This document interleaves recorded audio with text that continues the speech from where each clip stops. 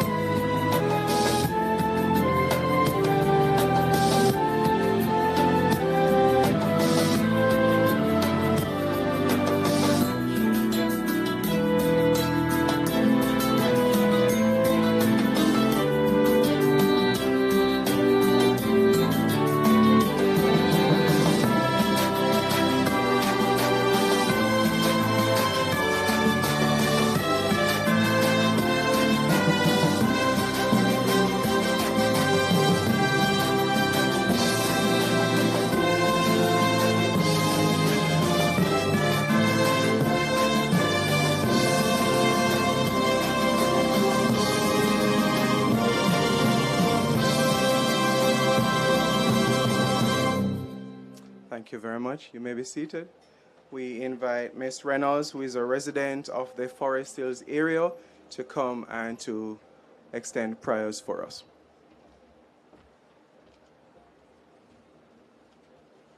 Good morning. Would you stand, please?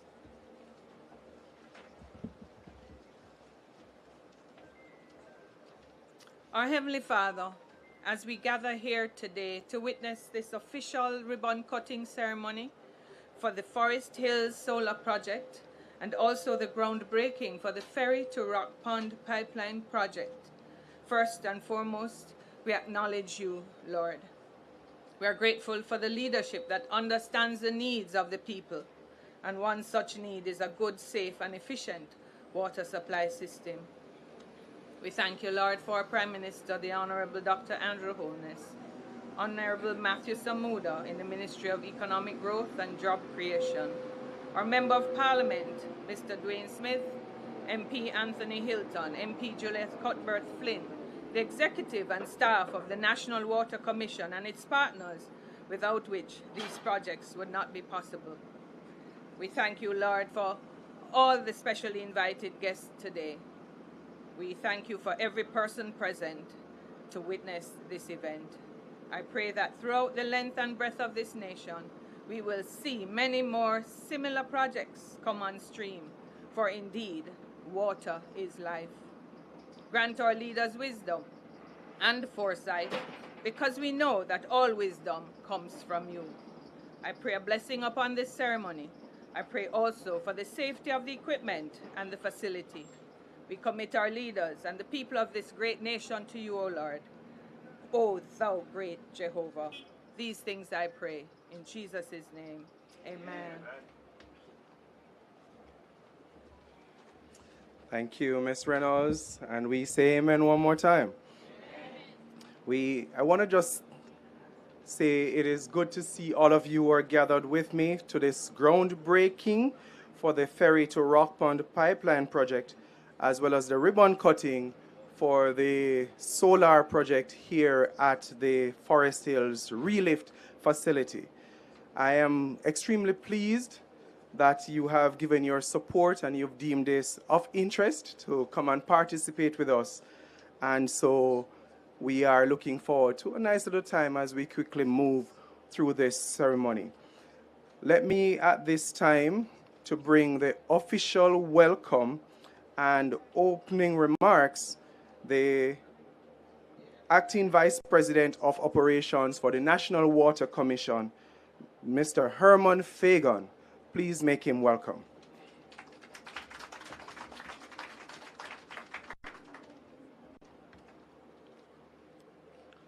Thank you, Mr. Master of Ceremony.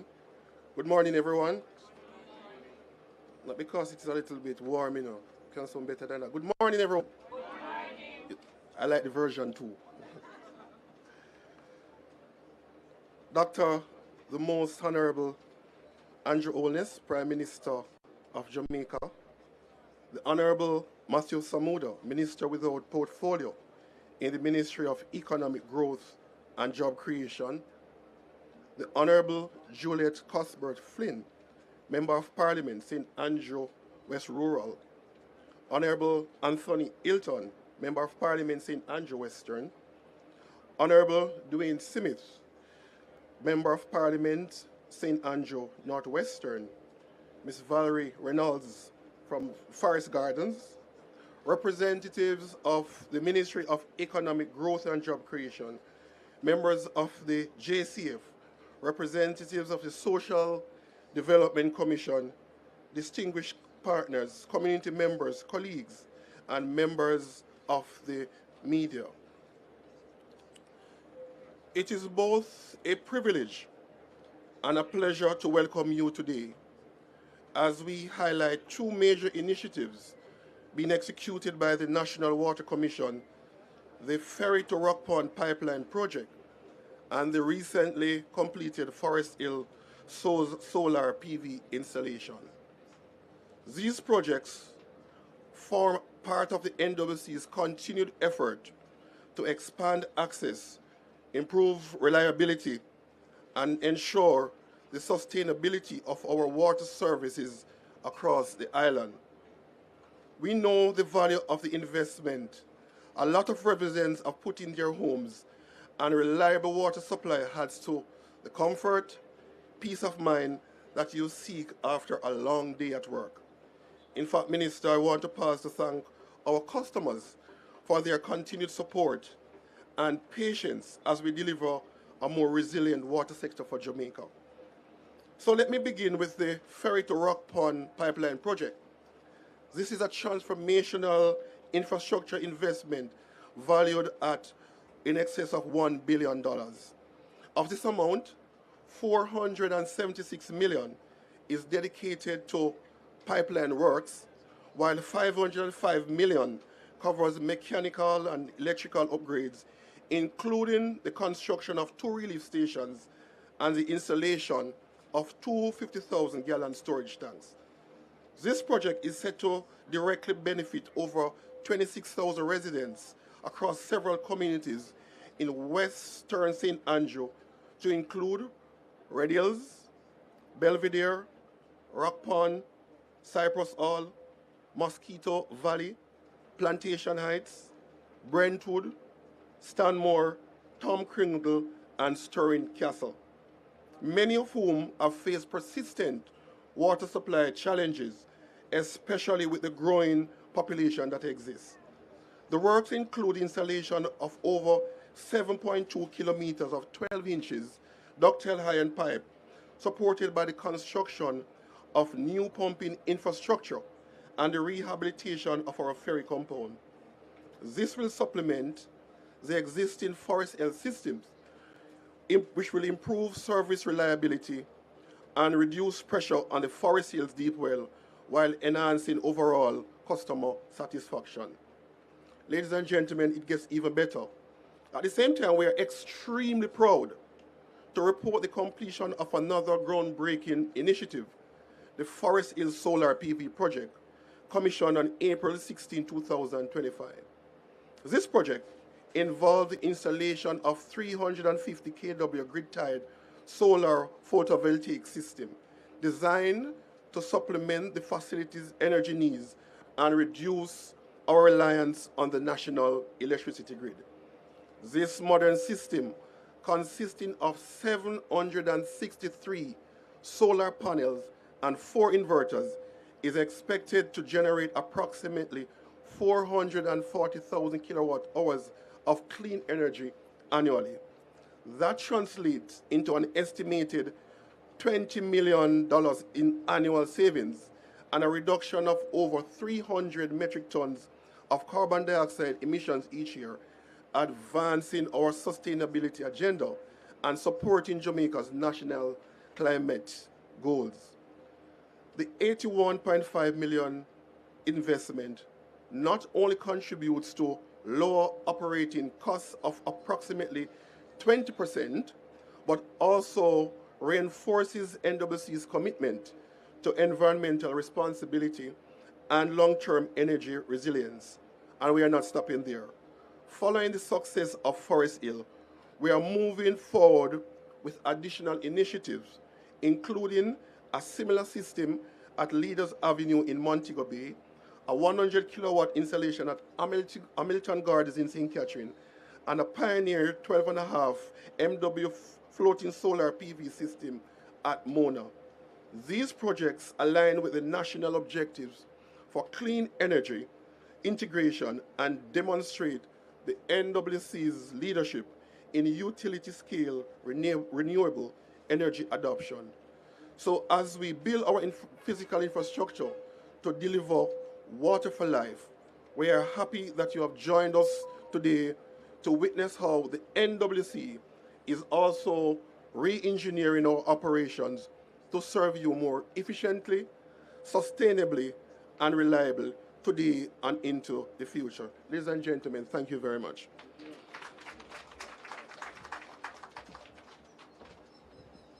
Thank you, Sir Fagan. I hope you guys were listening for a little bit. He called some numbers, and I always want to do a little bit because I can't do maths so good, but I know there are bright people here. Not true? So he said Ferry to Rock Pond had a price tag on that project. It was one. Boy, come on, class, you can do this. 1 billion. I heard this side. What about this side? 1? Excellent. And the solar project starts with an E, finish with a Y, -1. Boy, move to the front of the class right away, sir. Excellent, excellent. We want to also acknowledge our partners, Mr. Damian Lynn, he's a part of the solar project team. They are the contractors for us. Alternative power sources, it is. All right? And we're happy to be sharing this particular event with them. I think I may be able to share with you now a little bit of the video which captures or gives you a little visual of to what the project really will look like for this pipeline work. Here we go.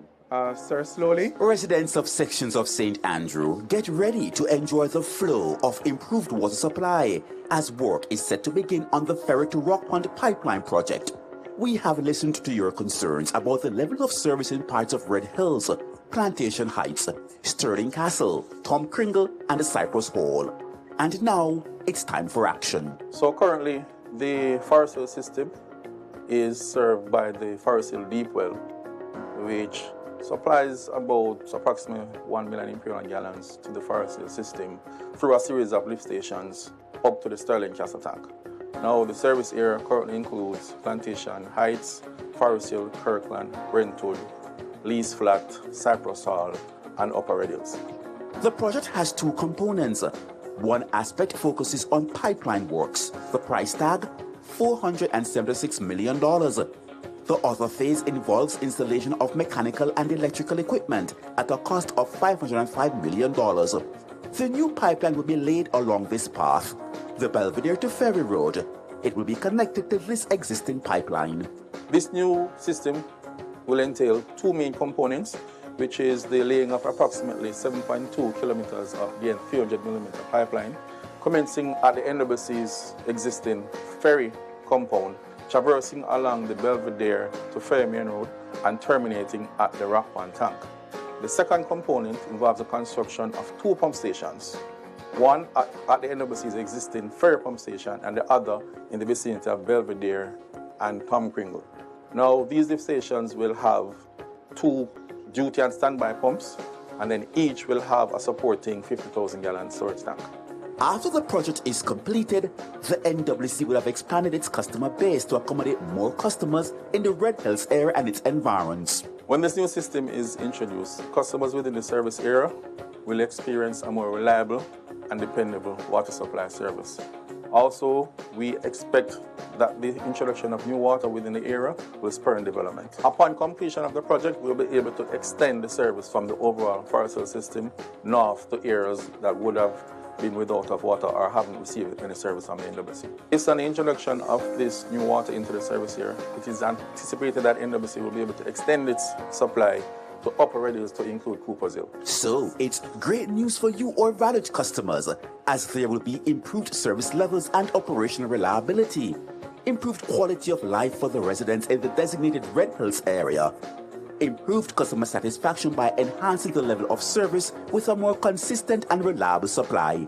But of course, some may be wondering, when is all this set to come on stream? The Ferry to Rock Pond pipeline installation is expected to last approximately 7 months from the time it started in June. These are extensive works that will be carried out by the NWC through its Engineering and Capital Works Department. The motoring public and others should be on the lookout for our work crews. I should admit that there will be some inconvenience for the general public, and we want them to give us our support. We'll be excavating, we'll be directing traffic, we'll be diverting traffic. So there will be some level of inconvenience, which is expected to the general public. We are also appealing for patience, as a project of this nature will result in some inconvenience, but it's all for the greater good, and we will try as best as possible to minimize the discomfort. So when we are in Red Hill especially, the population density is a lot greater than in Ferry.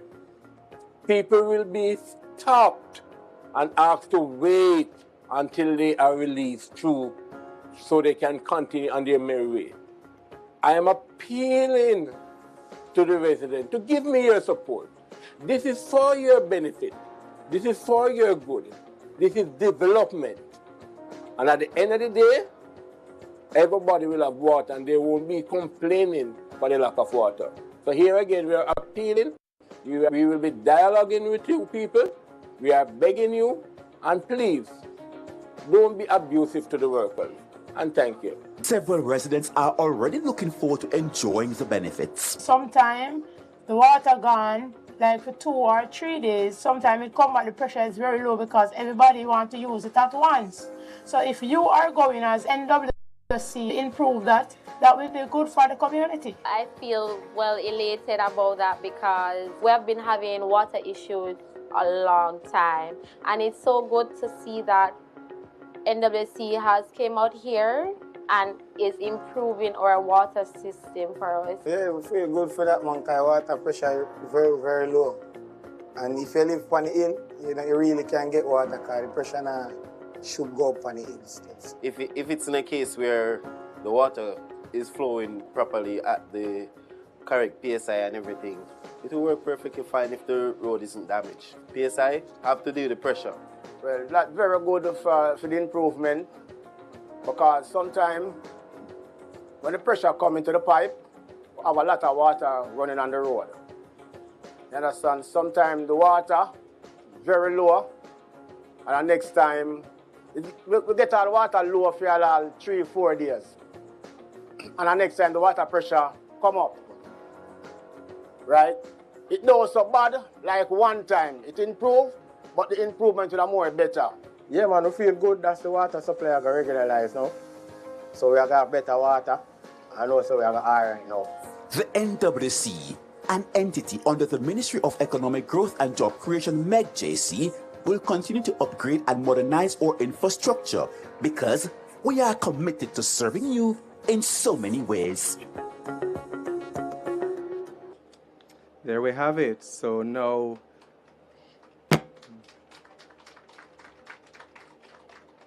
I'll be happy to tell our production team that you were pleased with their job. We are now going to have the most appropriate set of responses. So 3 of the persons to my left, members of Parliament, Mr. Dwayne Smith Jr., Mr. Anthony Hilton, and Mrs. Juliet Cuthbert Flynn are all to be impacted by this particular project. And so in that order, I'm going to invite them to come and to bring brief greetings, and perhaps they will tell you which of their areas too they're pleased about. Please make him welcome.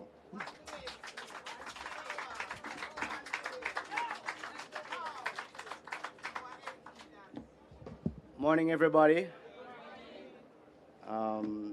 Let me first welcome the Honorable Prime Minister, Dr. Andrew Holness. Welcome back to Northwest St. Andrew. Always happy to have you here. Incidentally, when the invitations for this function started to circulate, I got some calls from residents saying, okay, so it's because the Prime Minister coming by to fix the road. I assure you that's not the case. The road work that just took place on Red Hills, right, that's not the case. The road work that was done is a part of the National Work Agency's regular maintenance road work. I'm a little bit disappointed that it was fixed before he came because I wanted him to see firsthand what happens at the foot of the hill with the cement trucks when they climb in the hill. And I'm happy that we finally got it cleared up. I also want to recognize and welcome the Honorable Matthew Samuda,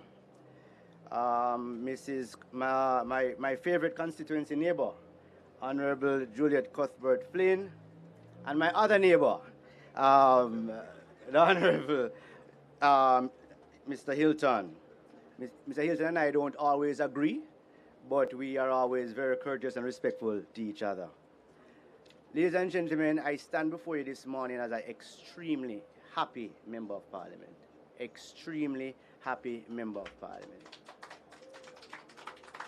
I've been a member of parliament now for 5 months, but I was the councillor for the Chancery Hall division, in which the beneficiaries of this program resides, for 13 years. And now I'm the member of parliament.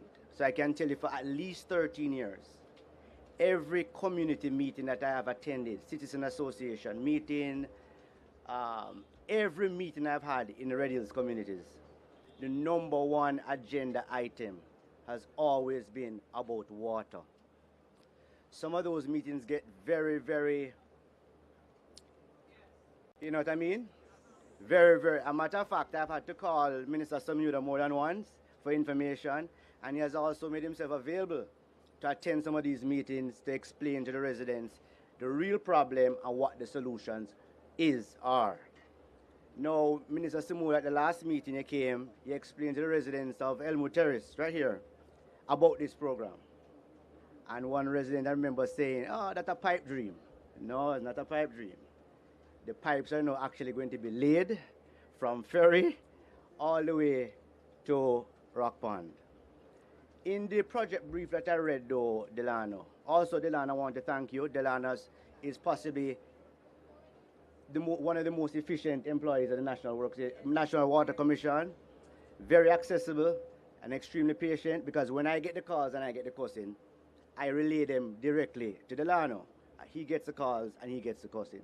Because the lack of water is really a vexing issue and a long time issue. So thank you, Delano. I also want to thank Ms. Valerie Reynolds for the prayer. When the National Water Commission asked me to ask a constituent to say the prayer, he immediately came to mind, and everybody who was here for the prayer totally understand why I chose you. So thank you, Ms. Reynolds. I want to also thank the government of Jamaica for putting the country in a position to afford this project. This is a $1 billion project. I want to thank the technical people from the National Water Commission who had the vision and the plan, and I'm very happy to say that this is now a reality. So that resident who I see in the audience here tonight, you see it is not a pipe dream. It's really a reality, and it's going to take place in very short order. So being here for 5 months as Member of Parliament, I must tell you, as a matter of fact, I keep on emphasizing the 5 months because I get calls every day from constituents on my cell phone or my office phone saying, MP, I don't see you, I can't see you. I see your father, I used to see your father all the time. I remind them that my father represented this constituency for 29 unbroken years. And I've been here for 5 months. And I have started to move around, not as quickly as I want, because when I move around, people stop me at the gate, they invite me inside, they show me the birthday cards they got from my father for 29 years. So I'm not moving as quickly as I'd want to move. But ladies and gentlemen, today is an excellent day. The residents of Lee's Flat, Elmwood Terrace, Kirkland Heights, Mosquito Valley. Where's Mosquito Valley? Mosquito Valley is here? No, Mosquito Valley. The days of regulated water is done. When this program is finished, you'll have absolutely no more water problems. Another concerns we're having, Minister, at these community meetings, because of the proliferation of the housing developments up here. People have always got very concerned, Mr. Smith. Every day we see another development. How are we going to adequately supply water to this new housing development when we already have problems? Well, let me tell you, when this program is finished, all water problems for Red Hills and its environs is a thing of the past. So thank you to the Water Commission, thank you to the Prime Minister, thank you to the government of Jamaica. The constituency of Northwest St. Andrew is extremely, extremely grateful. Thank you. Thank you, MP Smith. And now I invite Mr. Anthony Hilton, Member of Parliament for St. Andrew Western. Please make him welcome.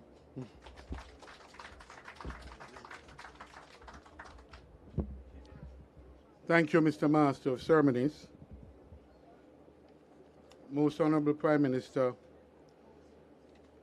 Dr. the Honorable Andrew Holness, Mr. Matthew Samuda, Honorable Matthew Samuda, Minister, of Ministerial Portfolio in the Ministry of Economic Growth and Job Creation, my colleague, and yes, my friend, Juliet Cuthbert, Honorable Juliet Cuthbert. And yes, Dwayne, you are my friend too. I know you don't want to set up before you labor right friendly, but we're friends. Yeah? But yes, Prime Minister, I want to say that the priority is right. This area deserves, demand, and is impatient of this project. And whether it was my side or your side, we must do it for the people. The area is expanding. It's one of the few areas with available land spaces. The pace of development is constrained directly by the absence of water or the lack of water, the constraints on water. And those residents who are bold enough to have built their residences, occupy the space. By the way, I've just seen my councillor walk in. I have to recognize her, Councillor Michelle Thomas.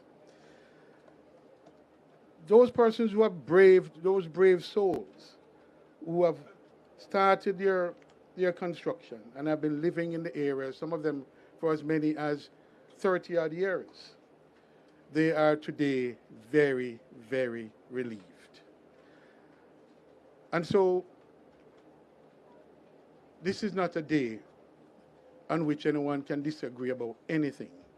We have to agree that everything about the timing of this project, the scale and scope of this project, and the technology, as I understand it, is right. The community deserves it. They are expectant of it, have been for quite some time. And yes, Dwayne, you are lucky. Only 5 months you had to endure it. Some of us had to endure it for 20-odd years, 30-odd years, and in my case, for 17 years. So it has not been an easy road, but today spells relief. And more relief, even more than I am, are the residents of the various communities that will be affected. And I must say, beginning with Ferry, which is not a problem here for water, but Cypress Hall is, and all of the adjoining communities, Belvedere, Guzman, Happy Grove, Plantation Heights, all of these are communities that will be positively impacted. It goes a long way to address the issues of investment in the constituencies, and this is a tri-constituency area between Western, West Rural, Northwest St. Andrew. And that tri-constituency area will see, and we expect to see, development, a spurt of continued development in those areas, because water is indeed life. And today is a welcome day, and we want to congratulate government, want to congratulate the Water Commission, the National Water Commission. And yes, I join you, Dwayne. Delano is accessible, and he feels a lot of the questions, and he responds. We want to thank him for being responsive to the concerns and the complaint. But thank you. Today is a good day for Jamaica, and may we see many, many more days like this ahead as we develop our countries and our communities. Thank you very much. Thank you, Member of Parliament Hilton. And I just want to acknowledge the remarks of commendation that has been passed on for me. It's really for the entire team, really, because as soon as I get them and I pass them on, persons like Cordell, Mr. Nesbitt, Mr. Lawrence with his cool cat self, the PR team that supports me are as responsive as I answer my phone. And I just want to extend that to my entire NWC team. All right? Now, the rows among, she says it's obvious, yes. Ladies and gentlemen, please make welcome Member of Parliament for St. Andrew West Rural, Mrs. Juliet Cuthbert Flynn.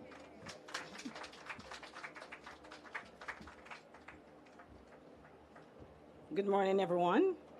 Thank you, Masters of Ceremony, Mr. Williams, who's always accessible to me. Yes. Dr. the Most Honorable Andrew Holness, Prime Minister, Honorable Matthew Samuda, Minister without portfolio in the Ministry of Economic Growth and Job Creation, my esteemed colleagues, members of Parliament, Mr. Dwayne Smith and Mr. Anthony Hilton, who are right next door to me, Mr. Herman Fagan, Acting Vice President of Operations at NWC, and also the team from NWC who is always, always responsive, always. Dr. Francis, boy, I know she's tired of me. Mr. Lawrence, where's Mr. Lawrence? Mr. Lawrence is also, I know, tired of me as well. And Mr. Wall, who is in the Stony Hill area, I call him pretty much all the time. My counselor, Rowan Hall, members of the media, and most importantly, the members of the Red Hills area. Today marks a major milestone for the residents of Red Hills, as we have heard, and also the surrounding communities as we officially break ground on the Ferry Rock Pond Pipeline Project and commission of the Forest Hill Solar Project into service. This $1.7 billion investment in our nation's water infrastructure, one that represents not only a deep investment, but it is also a renewed commitment to the people that we serve. It spans, as you heard, multiple communities, and this will significantly enhance the delivery and also the reliability of water in areas like Sterling Castle, where I got a call from yesterday, and I think I heard Cleveland on the phone this morning, speaking about the water disruption. Burnside Hill, where I got a call yesterday, and constantly Walker's Hill, Woodland Circle, Cypress Hall that we've heard. And by the way, disclaimer here, I have a piece of property up in that section, and the water stops right below me. So I'm very happy for this water project. Padmore, where we know that the Honorable Minister, you came, I think it was last year, the year before, and NWC, you came in and you ran new pipelines, you came and spoke to the residents there, and those people, they're very grateful for the new pipelines that they have now in that area, in the Padmore division. These communities have long experienced challenges of insufficient and irregular water supply as housing developments expand and the population increase.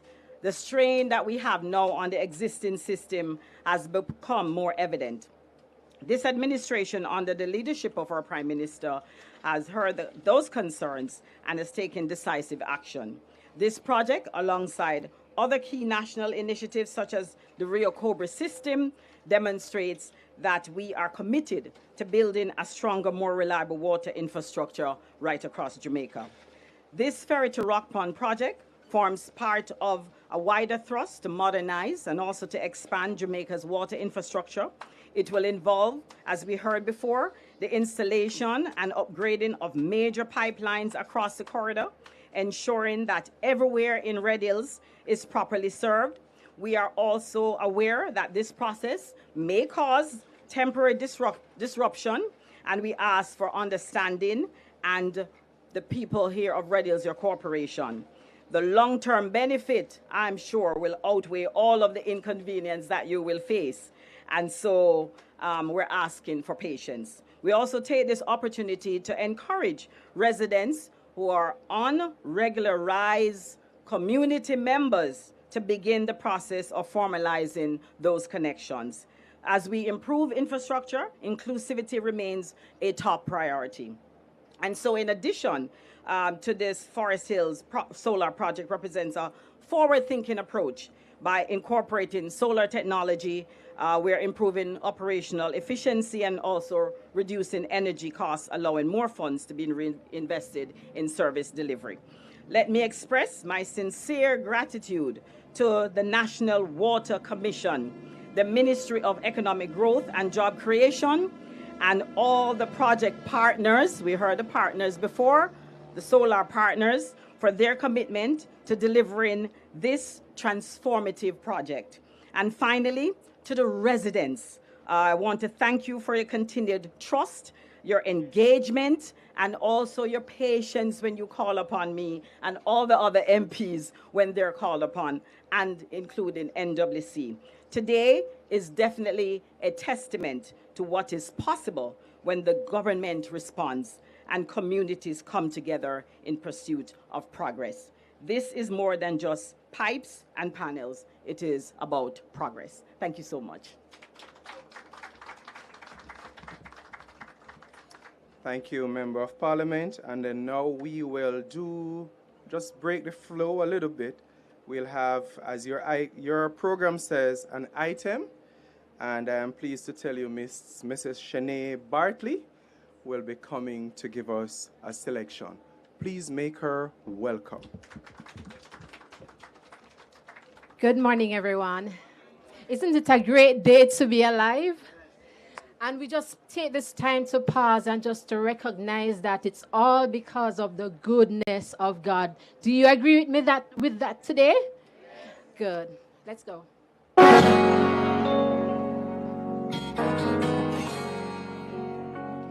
I love you, Lord. Oh, I love you, Lord. For your mercy never failed me. All my days I've been held in your hands. From the moment that I wake up until I lay my head, oh, I will sing of the goodness of God. 'Cause all my life you have been faithful. And all my life you have been so, so good. With every breath that I am able, oh, I will sing of the goodness of God. Listen, I love your voice. Put your hands together. You have led me through the fire in darkest night. You are close like no other. I've known you as a father. I've known you as a friend. And I have lived in the goodness of God. Lift your voice and sing it out with me. 'Cause all my life you have been faithful. And all my life you have been so, so good.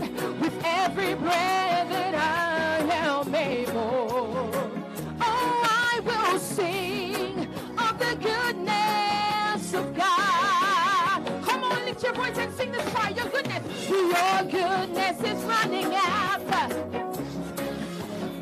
That's it. Come on, your goodness is running after. It's running after me. When my life laid down, I surrender now. I give you everything. Your goodness is running after me. 'Cause all my life you have been faithful. And all my life you have been so, so good. With every breath that I am able, oh, I will sing of the goodness of God. 'Cause all my life you have been faithful. And all my life you have been so, so good. With every breath that I am able, oh, I will sing of the goodness of God. Yes, I will sing of the goodness of God. Oh, I will sing of the goodness of God. Come on, put your hands together for the goodness of God. God. Come on, put your hands together one more time. All my life you have been faithful. All my life you have been. Oh, with every breath that I am able, I will sing. Excellent. Thank you, Miss Bartley, Mrs. Bartley. Appreciating that so much. A little word of blessing that sometimes you're in a mood and you're trying to find enough space to pitch a tent, minister at the foot of Red Hills. And they tell me it's all rock and corners. And somehow we've managed to find a rock to build a house. And so it's a good day, sir. This gentleman who is coming to us is really no stranger to a lot of you. He probably has brought more visibility to water in the last 2-3 years than many, many more combined before him. And it's not for lack of their efforts, but just perhaps a more tremendous effort from him. I invite you to make welcome for remarks Honorable Matthew Samuda, Minister without portfolio in the Ministry of Economic Growth and Job Creation.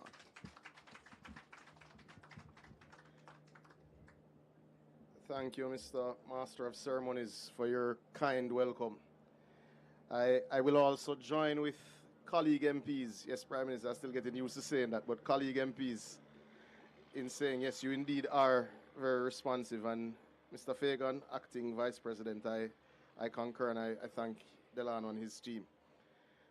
Most Honorable Prime Minister Dr. Andrew Michael Holness, colleague MPs Gillette Cuthbert Flynn, MP Anthony Hilton, MP Dwayne Smith, senior management and executives of the National Water Commission of the Ministry of Economic Growth and Job Creation. I also pause to acknowledge councillors in the area and, most importantly, residents who will benefit from this significant investment. Now, a lot is made of the level of activity that you have noticed in the water sector. But a point that I've made is that none of this activity is conducted in empty fields. It's conducted with the product of the investment visible for all to see who have eyes to see. It is conducted for groundbreakings where immediately after, they're not ceremonial, there are tractors and heavy equipment and workers on sites and pipes being delivered because there are real projects. I am speaking in the sectoral debate this afternoon, so I'm going to narrow my comments to this particular investment and the suite of accompanying investments that will make this entire area better for those who live here. Firstly, Prime Minister, you'll recall that in our first discussion around water after my assignment, one of the issues you raised was energy consumption and energy reliability. That was laid bare after Hurricane Beryl last year. Now, what the public will see over the coming 6 to 18 months is not just groundbreakings for pipes and commissionings of tanks and installation of new pumps. Yes, they will see all of that. We have 58 events to go, MP Hilton. But they will also see groundbreakings and commissionings and several ceremonies for energy investments to not only build stability in the pricing that we pay, but to build stability in the supply. There's nothing more frustrating than when I get a call from Mrs. Creary up the road because of single-phase power, or from residents of Swain Spring or Lee's Flat, or any of the accompanying turnoffs. Certainly, it is nothing pleasant when you get the calls from Mosquito Valley MP. And it is very frustrating when someone looks outside and they see rain falling because we're in rainy season. You're not in drought. God has blessed us with wetter conditions this year. And they hear they don't have water because of single phase. It sounds like an excuse, but it is real. Much of Jamaica lives in the hilly interior of the island, and we have to pump from surface water sources up these hills, which requires triple phase power. Much of the network is the old style English pumps that use a lot of electricity. So this sort of investment in a 350 kilowatt grid-tied solar system, investing some 81.5 million Jamaican dollars, creates a sort of resilience for the 26,000 residents who will benefit from the pipeline that is to come.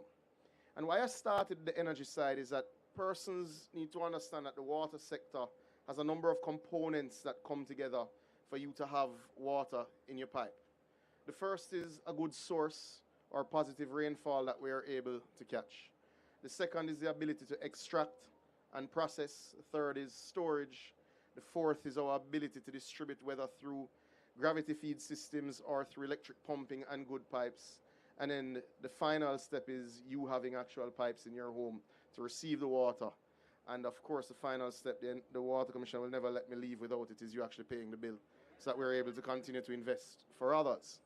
So this is one component that we are here commissioning. We're cutting a ribbon to acknowledge that $81.5 million of revenue from the Water Commission has been reinvested into the communities that all three MPs serve.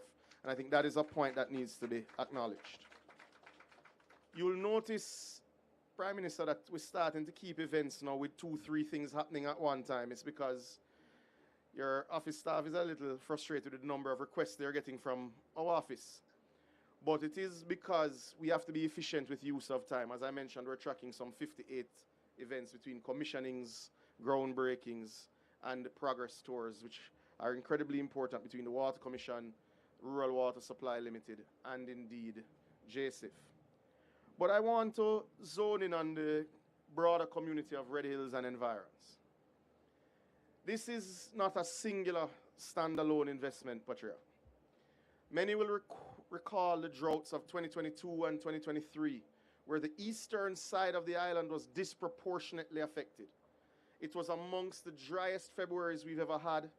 March in 2023 was the driest March. And during that period, Jamaica was, rather, the Kingston and St. Andrew Portmore area was short 15 million gallons a day. Now think of that. Think of how many buildings and high-rises and apartments and townhouses and commercial complexes were built from 2016 to 2022. We were short during that period 15 million gallons a day. Sorry, 12 million gallons a day. Just last week, I convinced the Prime Minister to join me on a tour of our system, our water treatment plant that is being built in Content, St. Catherine. Now, that water treatment plant is being done as a PPP for $92 million US, no debt attached to it, will supply 15 million gallons daily to the people of Spanish Town, Portmore, and southern St. Andrew, in terms of that corridor, up to West Rural St. Andrew. So, you've seen that big, huge blue ductile iron pipe on Marcus Garvey that goes along Spanish Town Road. That's node 1 in the distribution side for water in this area. Node 2, MP Hilton, is the Ferry to Rock Pond line, which will solve problems from Cooper's Hill coming all the way down the hill. Node 3 will be, Prime Minister, we'll ask you to invite us to your constituency, and MP Hilton to also invite us. Perhaps we can agree on a location for both, because in the next 3 weeks, we'll also be breaking ground on the final fix for the issue that was Washington Boulevard. So we have new lines that are there, and we are completing the last set of the contracting process to allow for the connection at the bridge at Sandy Gully. Now, there are some communities that may feel that, oh, you're investing on the hill, but what about us? Because people assume it's only persons on the hill that have challenges. But whether it is Waterhouse or Olympic Gardens or Marvelly, these communities we're also getting to you very shortly, because we'll be connecting that pipeline that was laid and never connected properly. And that will significantly resolve the issues that you see on Washington Boulevard, where there's constant line breakage, because we'll no longer be using the old rotting pipes in that area. And that is going to significantly reduce NRW in the area. Major, major investments. The Works Agency will also be conducting pipe work along the Helsha Main Road, which is the final node for distribution, the major distribution pipes that will carry the water that we'll be producing at the Rio Cobre. So you see, we've created an integrated, well thought out, cohesive solution to fix the issues that you have. In another forum, we'll speak about the storage in the area, because pumping the water up to Rock Pond and dealing with all of the communities at the top of the hill, we'll still have to put in some significant storage, but today is not the day for that particular conversation. But we're looking holistically at the fact that southern St. Andrew, that entire belt stretching to West Kingston and everything in between, the West Rural St. Andrew residents who feed into Northwest, who feed into Western St. Andrew, who people in country, when you go to rural Jamaica, tell you you're only investing in town, but they don't know that there's still challenges also in Kingston and St. Andrew. Those challenges have a projected end date, ladies and gentlemen. On the back of the significant investment of this government, they have an end date. We are targeting water resilience for Kingston, St. Andrew, Portmore, and Spanish Town in St. Catherine for 2027. These projects will culminate in 2027. But you're seeing bits and pieces of them start to ease the pressure. You're seeing the benefit that will be derived from spark roads, which will change old lines also on roads that need to be resurfaced. You're seeing the benefit of storage tanks. You're seeing the benefit of new pumping capacity. You're seeing the benefit of new energy sources. I understand that it has taken far too long as a country to get to this point. But the well-running of the economy, the good management of the NWC over the last 8 years has created the fiscal space for us to fix the issues that we face in the water sector. Not every single one all at once. But ladies and gentlemen who are served and do live within Red Hills and its environs, we ask you one single favor. Well, Delana will ask you to pay the bill, but I ask you one single favor. To spread the news that if I come to your community meeting, if our representatives show up and give you a solution, you have our commitment that we will work through the process faithfully. We're not going to cut the corners and get pulled up in Parliament, but we will stick to it faithfully. And if we give you the commitment to invest, we will make that investment for your water, for your sewage, and for your comfort. Ladies and gentlemen, this isn't theatrics. This is real solar panels generating real energy in a stable manner for your pumping needs. These pipes aren't a figment of anyone's imagination. They are real pipes that will distribute millions of gallons of water so that finally the citizens of Red Hills and its environs can say, come to my house without worry. You can entertain without worrying if the truck came on time. We do need 16 more months for this particular pipeline, MPs. But during that period, and MP Hilton made a point, we will meet with your residents that are along the transmission main so that we can do some of the distribution work and reduce NRW in those areas that have the potential of benefiting should they choose to do so. And we look at the rates and how we work with communities that do have particular challenges as well. The last point I'll make, Prime Minister, because I did see you get your police briefing, but for my own safety, because of MP Cuthbert, who is beside you, there is an investment that we are queuing up properly, Prime Minister, in Essex Hall. Essex Hall is the bane of the water supply. There is the bane of MP Cuthbert's existence, and I don't think it would have been safe for me to come down without speaking to it. Prime Minister, we have gone through the PIAB process. We have $780 million of investment queued up for Essex Hall. There was an issue with the procurement, and the recommendation from the PPC was that we go back out to tender. We're not interested in cutting corners and getting into unnecessary issues with all good intention. We're going through the procurement process. Later in the year, Prime Minister, after a particular event, when you have a little more time, we'll invite you to Essex Hall, again, to break ground, to do a progress tour of Ferry to Rock Pond, as well as to commission another pump, which I'm not going to tell you which one yet, because liquor too eager MP. But we're working on it, we're working on it. But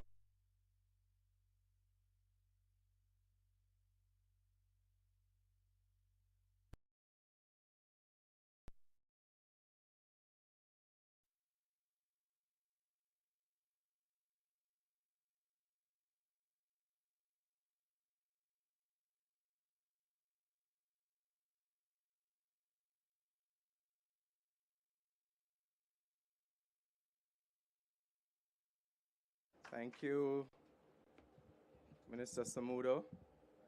And now, ladies and gentlemen, there's hardly enough time available to do an introduction. And because we also know that we have kept you waiting, I don't want to do any more talking. So please help me, stand with me, as I make welcome Dr. the Most Honorable Andrew Holness, Prime Minister of Jamaica.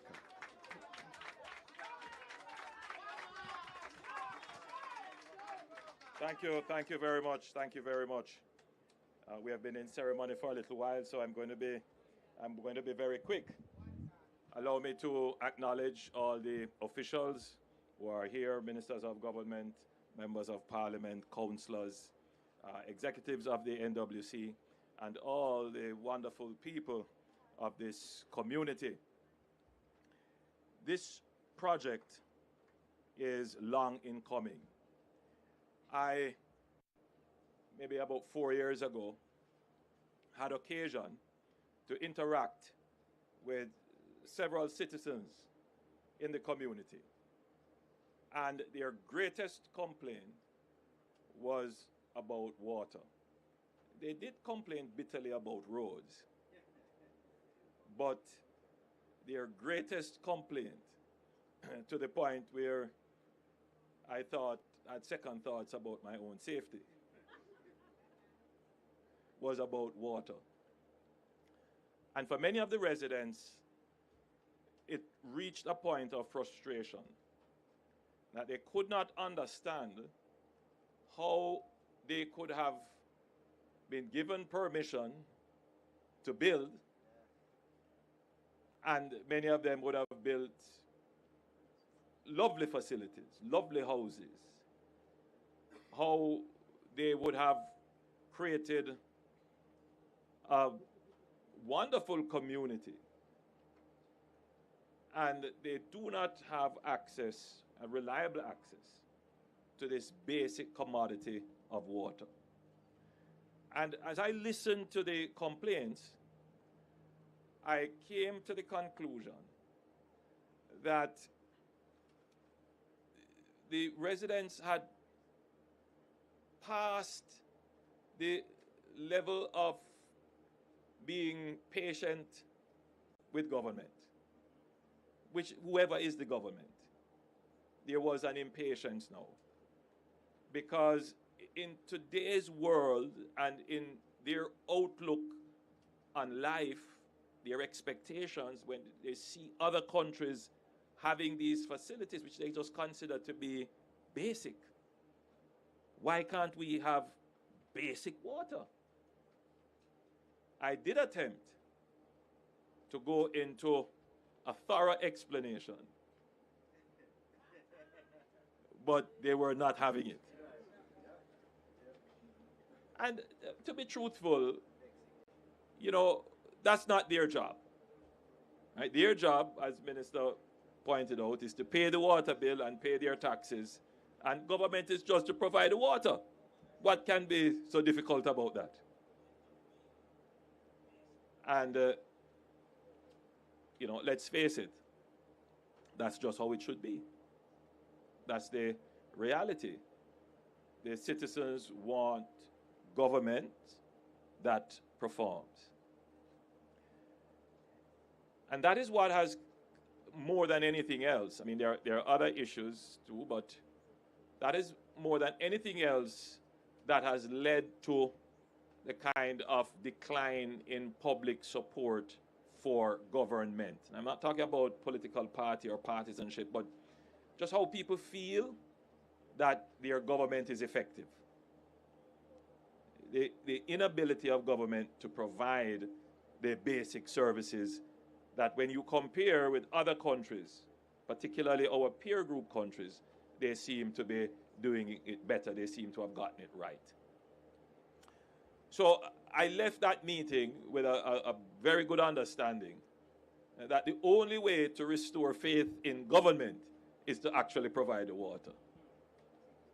Maybe at the provision of the water, I would have a little bit more receptivity to explain why we are in the position that we are in. So allow me to take 5 minutes to explain why it is that the land of wood and water does not necessarily have water accessible to all. Now, to be clear, and just to set the contextual background, Jamaica has a very high level of water access. Minister Samuda, we are somewhere about what, in the 90% in terms of a utility footprint? Right, so in terms of the utility footprint, if you were to take the NWC and the parish council and rural water systems, we would cover about 90% of the population. But then when you drill down to another figure now, which you start to talk about reliability, then we have another problem. And then, of course, recently, another argument has been creeping in about the quality of the water. So far, the data that I have seen does not suggest that we have any compromise in the quality of the water over and above what would be considered normal. Now, having said that we are not far off from our peer groups, and in fact, we are better than most of our peer groups within this region in terms of the access. Our water faces several problems. Regardless of how much water we have, and we do have significant sources of water, no doubt, no question. The problem is where our population centers are versus where our water sources are. There's not usually a coincidence. And therefore that leads to something called distribution.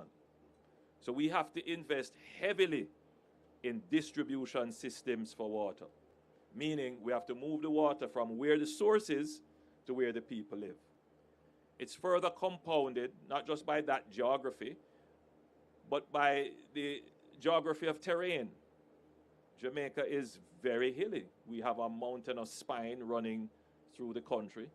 So we have to pump water up hilly courses. This community here, Red Hills, Lees Flat, and all the other Chancery, all these other areas are communities that are up in the hills. So apart from the distribution system, we have to pump. Now, once you get into the distribution system that requires pumping, you get into the mechanical distribution of water. And once you're dealing with a mechanical distribution system, there will be challenges. They will break down. But it means in order to mitigate against these breakdowns, you have to have a regular system of maintenance. And that is where largely, not just in water, but in almost every system in the country, we have a problem. The problem of maintaining the man-made mechanical parts that cause the system to function properly. But maintenance is not simply a mechanical issue. Maintenance is a cultural issue as well. We don't necessarily have a culture of maintenance in Jamaica. Generally, both in terms of the public bureaucracy, but the understanding of the public is that once you lay the pipe, once you lay the road, once you put in the pump, it will last forever. So the expectation is that the pump will work and last forever. And that is absolutely not the case. Everything that is manufactured, constructed, has a design life. And they will fail before the design life if they are not properly maintained. But having used up my 5 minutes to explain that, trying to get into the minds of the public so that they understand the challenges that we have, the dynamics of our water system, is that one, for us to do the actual capital investment, lay the pipe, put in the pump, develop the water source, you have to be able to invest. And in order to maintain it, you have to have the funds for the recurrent expenditure to maintain. And what has happened to Jamaica over the last 4 or 5 decades is that we simply did not have the capital budget or the recurrent budget. Our economy was not providing the resources, the wherewithal for the investments. No doubt, good intentions. I urge every citizen here to take up the annual report of the NWC. That's your duty as a citizen, you know. Go online, we make these things public. And read the intention of the Board of Governors, the commissioners, and the government in terms of policy direction. Let's start from 2002 to now. And you will see that these projects that we are breaking ground for today are not new projects. They were on the books, many of them, for a long time. And they come in the reports, and you see a line item that we're going to do it this year, and this is the amount of money we're going to spend. All right? You read it in year 1, go to year 2. It comes back again. Did it start? Was it procured? Was it because they didn't have the intention? Was it because they didn't care? Was it because they're just lackadaisical? No. They didn't have the money. I make this point because we are in the promising season. We are in the season where you're going to be exposed to good intentions all around. You may even be told that you're going to be given a horse that can fly. And some people will believe.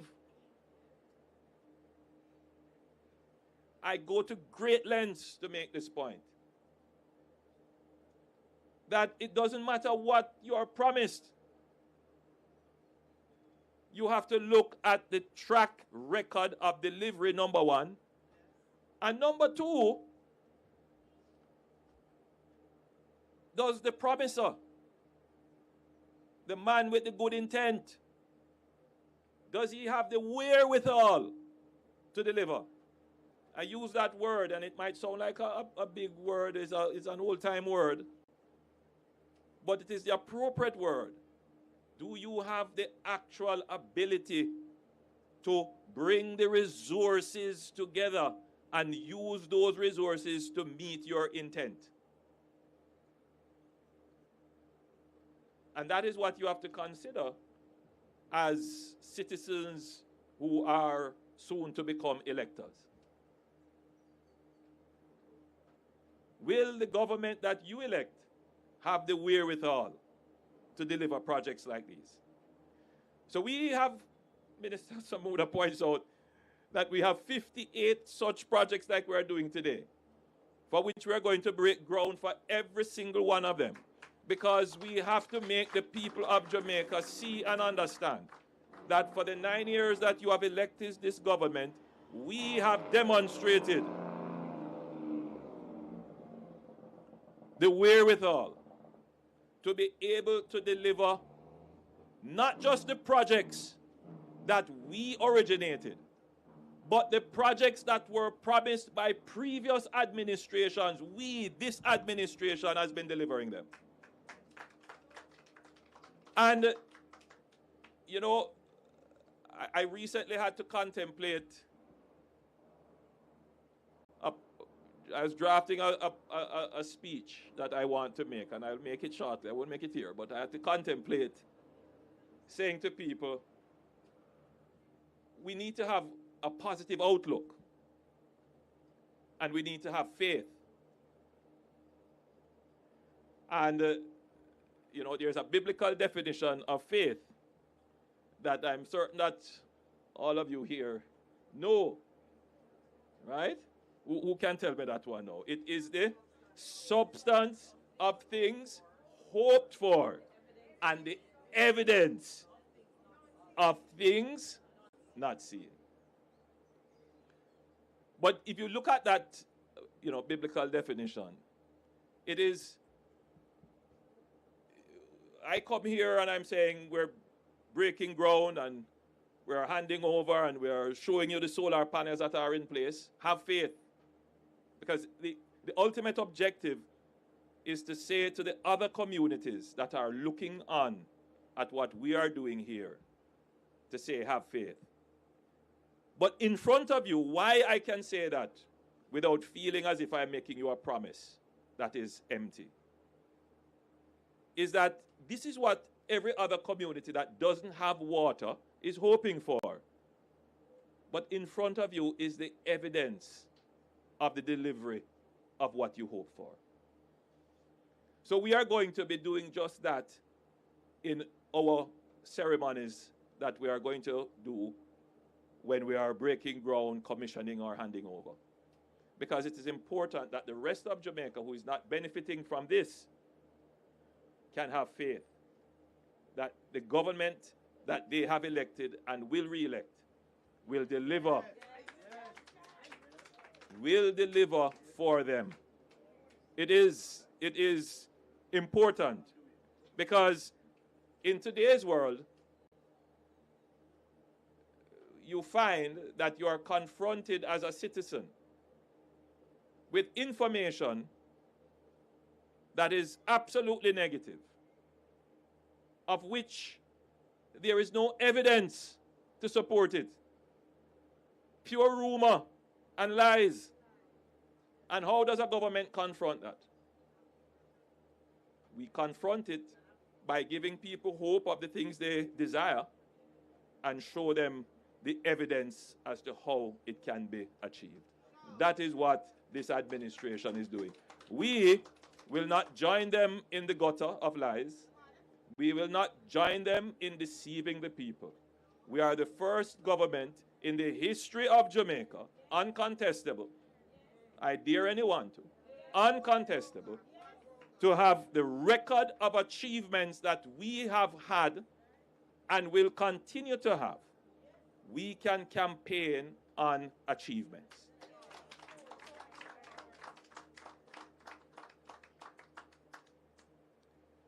One achievement which has not gotten a lot of attention, and expectedly so, is that poverty in the country has been cut in half from 16.7% in 2021 to 8.2%. Now, when it was the other way, when poverty jumped up to the 16% because of the COVID pandemic, that was in every paper. That was the talk. Even though we had the pandemic, nobody cared about that. Government was blamed for it. Now, poverty is down. And there would be an attempt to say the figures are not real. It's not the government do it. People still are suffer. Now, yes, this data is not saying that we have eliminated poverty in Jamaica. That's not what it is saying. What the data is saying is that there is established a consumption threshold in Jamaica, a minimum level of consumption based upon science. Your caloric intake that you need to survive, so there's a food basket that you need to consume. Minimum utilities that you would need, water, light involved, and social services, health, education, and so forth. That comprises a basket of consumption and a minimum expenditure on that for every Jamaican person. I believe the figure is something like $270,000 a year, somewhere in that region. Don't quote me on it. But that minimum figure, which forms what you call the absolute poverty line, in 2021, when we measured it, 16.7% of the adult population fell below that line. When we measured it In 2023, only 8% fell below that line. So yes, there are still persons who are poor, relatively poor, but we can take pride as a country that we have been able to have the number of persons who would be considered absolutely poor in Jamaica. That's an achievement that every PNP, every PIP, every NOP, and every JLP should be proud of, because that's a national achievement. And if we continue with the fiscal discipline, the proper management of the economy, it is quite possible that we could, in our lifetime, eliminate absolute poverty in Jamaica. Quite possible. It is not rocket science to do it. So if the measurement, for example, has in a factor to deal with access to water, and we, as we are doing now, provide persons with an amnesty who couldn't get water before because of their bill, and we make it easier for them to reconnect, we make it easier for them to get back water. What do you think will happen to poverty when they go into the field and ask questions? That element of the basket will go down. The same thing, if we reduce the GCT on electricity, if we help people to connect using prepaid electricity and more people have access, formal access to electricity, what do you think is going to happen to poverty? If we increase the benefits under the PATH program, and we make sure that the PATH program's benefit is not just increased but properly targeted, that people who should be on it get on it, what do you think is going to happen to poverty? Yes. That's how you deal with poverty. So we shouldn't politicize it. And I unfortunately have to bring it here, but not in a sense to politicize it, but to give people information about it. That this is something that we should all as a country get behind. Let us eliminate absolute poverty from our country. Another element of, the whole business of treating with poverty now, not necessarily just absolute poverty, is income. And how do we get people to have income? And the only way to do that is to create employment. And unless you're going to totally abolish the unemployment data, then I don't see how anyone can deny that in 2015, the unemployment rate was somewhere in the region of about 13 to 15%. And the last figure I saw is that the unemployment rate is now about 3.5%. I mean, that's so obviously with that trajectory, poverty generally now, not just the absolute poverty, but poverty generally, there are more adults in households that are having income. And then when you look at how the minimum wage has been increased, the base income is higher. So obviously, poverty generally must decrease. Now, there are some challenges. We continue to have a high cost of living. No doubt. Energy costs, we don't have any control over that really. Inflation, big issue.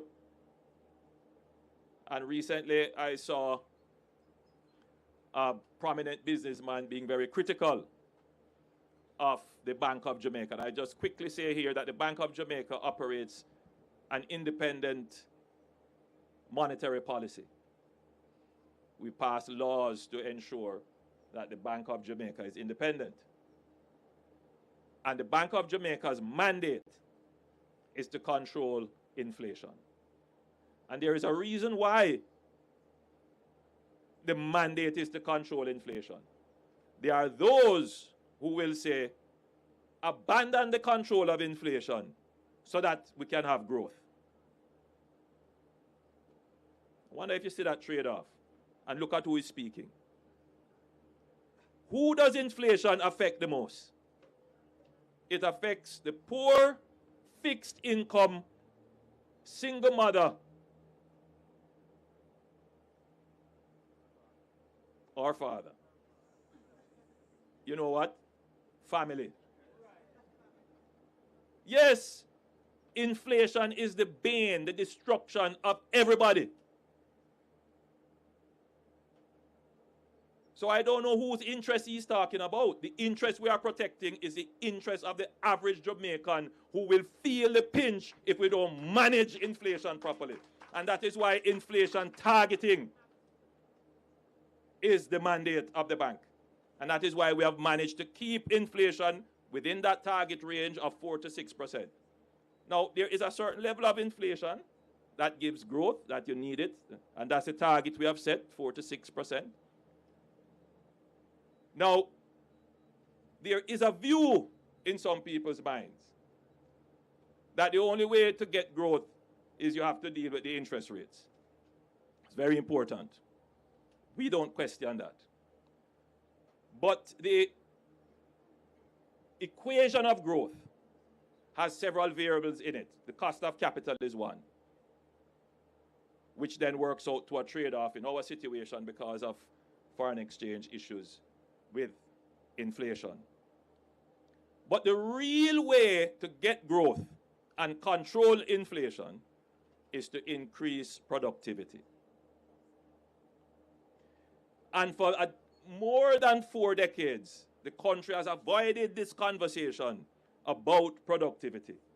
And we have sought to deal with the inflation problem by always having wages increasing. And it is really important to have wages keep apace and ahead of inflation, but that in itself does not solve the problem. Because every year you're going back to the negotiating, but you're not getting any growth. So you're not really creating new value. And the only way to create new value is by increasing productivity. The issue of productivity, again, is very complex. But I want to make a link as I close.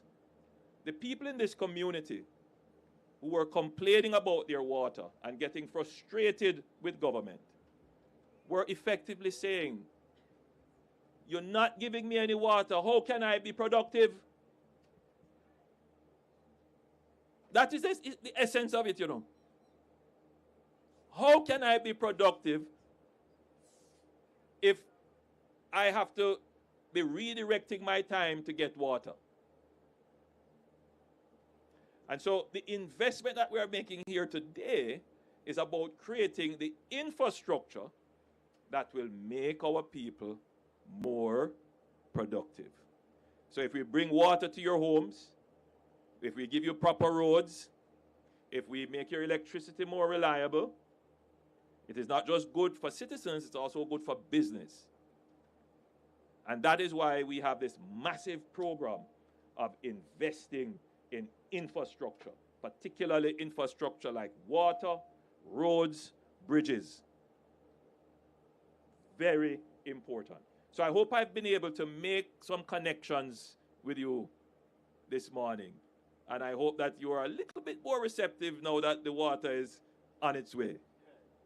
And that you will have a better understanding of the unique challenges that Jamaica faces. I also hope that you get to see what my intentions are, and that you see that my intentions align with your interests, and that I don't come bearing any horses that can fly. What I am telling you is the practical realities that we all have to deal with. You know, as I close my presentation, you know, the polls are out. I don't usually deal with them because, you know, I don't usually speak about polls. But there's an interesting poll about trust. And as I reflected, you know, Peter Phillips made his goodbye presentation in Parliament, and, you know, he said, you are the politician who went down to Mandeville and tell the people about bitter medicine. And, you know, it's a funny thing, because having myself and Peter Phillips would have been the two who would have had the greatest experience in dealing with the IMF in that critical time. And when I went up and met with the IMF, I was under no illusion as to what was necessary. Some people came and said they will get an IMF deal in 2 weeks and they will be able to take GCT off electricity. Of course, none of that could happen. He himself came back and said when he met with them, it was sobering. So if you're talking about trust, who is telling you the truth? Who is not sugarcoating and hiding? Ladies and gentlemen, enjoy the water when it comes.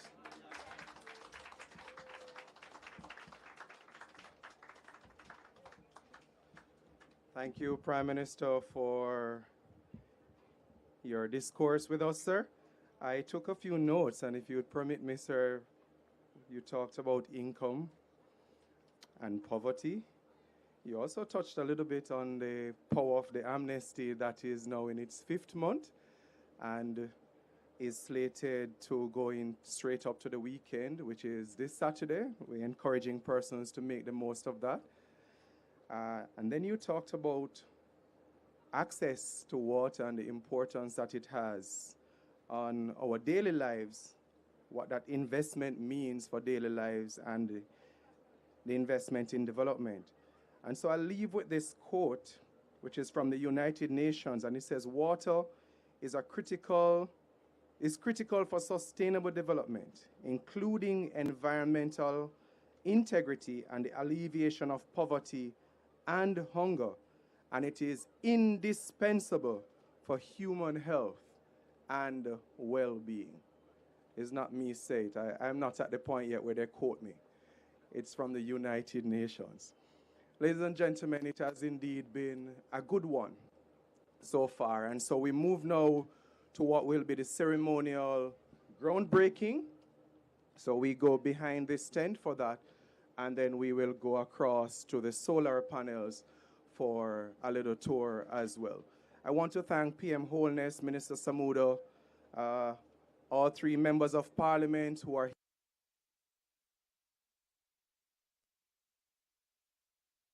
And gentlemen, representing your communities and civic society, the Ministry of Economic Growth and Job Creation's team. I also didn't quite say hello to the beauty queen amongst us. Good to have you. I'm sure we'll get a chance to say hello. The alternative power source partners who are our contractors for the solar panels, the NWC's own energy department, which would have spearheaded the installation, represented here by Mr. Hannah Morrison. Of course, we've had no incidents, but one of the things is always to protect and serve. And a part of the national anthem said, "Great Defender," which is really, I think, the role that the JCF aptly plays, and also extending that courtesy and salute to the OPM security detail as well, and to Mr. Paul Fraser from the NWC and his team. Big ups to all of these teams. Please put your hands together. Of course, the NWC team, which again has really demonstrated that we are serving you in so many ways.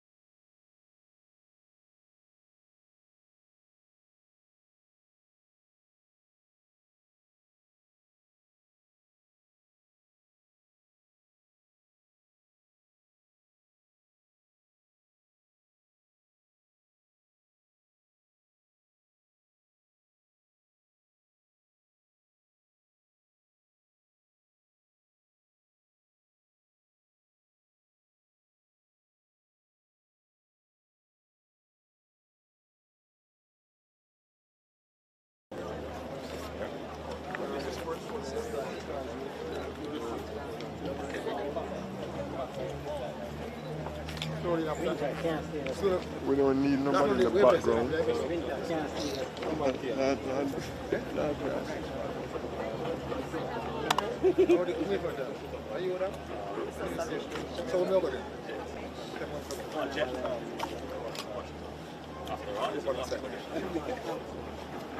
Matthew, you guys have to go install our jets. Yes, right. High power.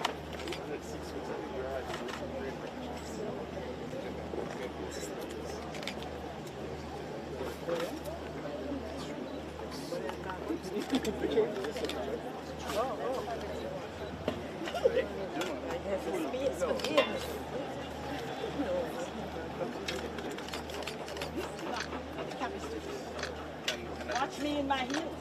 That is it.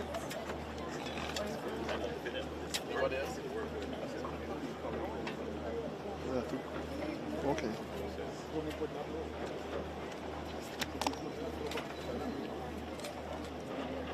You want to join us this side?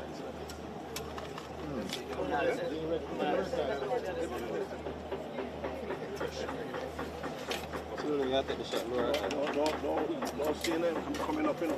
Cover the right side, coming back up. Ready? Load up our shovels. Yeah, load up the shovels and then we lift. And then we hold a little bit so that there's actually dirt on the shovel. Alright, everybody have this now. We want to do it once. This dirt here now. Staying in kind of dirt. Everybody's ready? And then we turn to the right. Turn!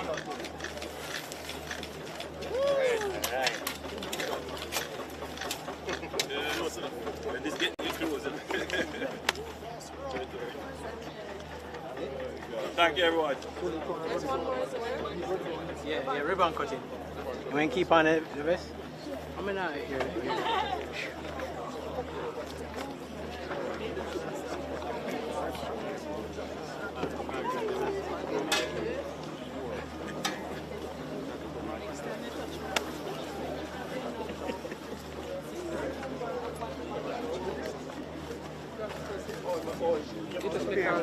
We have a total of 700 panels here. Oh, you're telling me about 100. So if you say about almost 1,000, I would say, no man, it's 2,000. No, it's over 700. Mona had 109 panels on the, which was a part of the pilot. Alright? So are these the panels that you get from both sides or just one side? Mr. Morrison can confirm. Good. What kind of panels? These are the dual sides from both sides? No, not from both sides. Shouldn't you be in the front? Shouldn't you go in the front?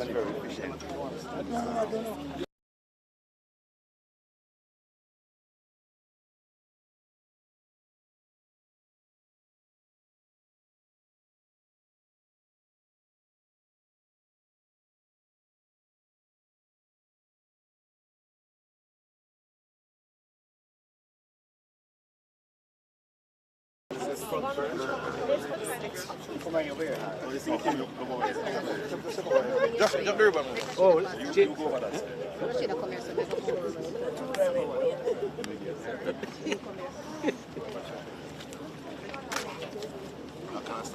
Slowly. We're there, man. Look here, slowly. Come here, sir. This is the first one. Come here, sir. Get more panels. Alright, hold on. Let me take this one. Come on, man. No move. So this is the first? No, but yes, first. You have it already. You never did that. Bring the one set. Hold on, somebody took off mic? Richard. Mike. Where's the mic? Oh, you took off the mic.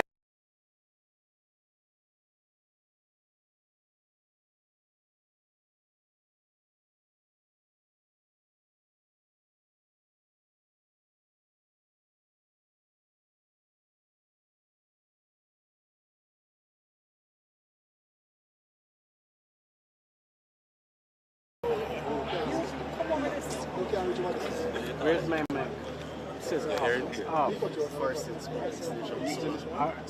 mic? So before I cut,